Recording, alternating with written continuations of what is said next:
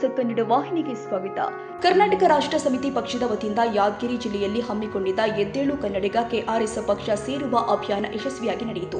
ನಗರದ ಕೇಂದ್ರ ಬಸ್ ನಿಲ್ದಾಣದ ಮೂಲಕ ಅಭಿಯಾನಕ್ಕೆ ಚಾಲನೆ, ಶಾಸ್ತ್ರಿ ವೃತ್ತ, ಅಂಬೇಡ್ಕರ್ ವೃತ್ತ, ಮಹಾತ್ಮ ಗಾಂಧಿ ವೃತ್ತದವರೆಗೆ ಪಾದಯಾತ್ರೆ ಮಾಡಿ ಅಭಿಯಾನದ ಕುರಿತು ಜನಜಾಗೃತಿ ಹಾಗೂ ಪಕ್ಷದ ಸದಸ್ಯತ್ವ ಮಾಡುವ ಮೂಲಕ ದೇಣಿಗೆ ಸಂಗ್ರಹಿಸಲಾಗಿದೆ.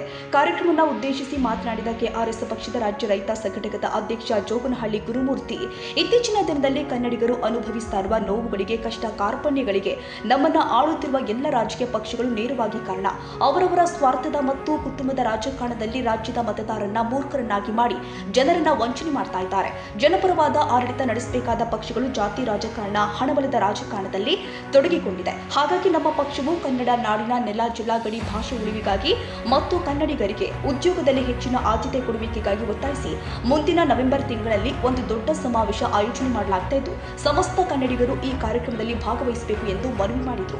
ಕೆಆರ್ಎಸ್ ಪಕ್ಷದ ರಾಜ್ಯ ರೈತ ಘಟಕದ ಕಾರ್ಯದರ್ಶಿ ನಿರುಪಾಧಿಕೆ ಗೋಮರ್ಸಿ ಅವರು ಮಾತನಾಡಿ, ರಾಜ್ಯದಲ್ಲಿ ರೈತರಿಗೆ, ಮಹಿಳೆಯರಿಗೆ, ವಿದ್ಯಾರ್ಥಿಗಳಿಗೆ, ಕೃಷಿ ಕಾರ್ಮಿಕರಿಗೆ ಉತ್ತಮವಾದ ಜೀವನ ನಿರ್ವಹಣೆಗೆ ಅನುಕೂಲವಾದ ವಾತಾವರಣ ನಿರ್ಮಾಣವಾಗಿದೆ. ಈ ಎಲ್ಲ ಅವ್ಯವಸ್ಥೆಗಳನ್ನು ವಿರೋಧಿಸಿ ಪ್ರತಿಯೊಬ್ಬರು ಕೂಡ ಉತ್ತಮವಾದ ಜೀವನ ಮಾಡುವಂತೆ ಹಾಗೂ ರಾಜ್ಯ ಮತ್ತು ಕೇಂದ್ರ ಸರ್ಕಾರದ ಹಲವಾರು ಯೋಜನೆಗಳು ಜನರಿಗೆ ತಲುಪಿಸಿ ಕನ್ನಡಿಗರನ್ನ ಜಾಗೃತಿ ಮೂಡಿಸಲು ಈ ಅಭಿಯಾನ ಹಮ್ಮಿಕೊಳ್ಳಲಾಗಿದ್ದು, ಇದಕ್ಕೆ ಕನ್ನಡ ಪರ, ರೈತ ಪರ, ಪ್ರಗತಿಪರ ಸಂಘಟನೆಗಳ ಮುಖಂಡರು, ನಾಯಕರು ಬೆಂಬಲಿಸಬೇಕು ಅಂತ ವಿನಂತಿ ಮಾಡಿದ್ರು. ಇದೇ ಸಂದರ್ಭದಲ್ಲಿ ಹಲವು ಮುಖಂಡರು ಹಾಜರಿದ್ದರು.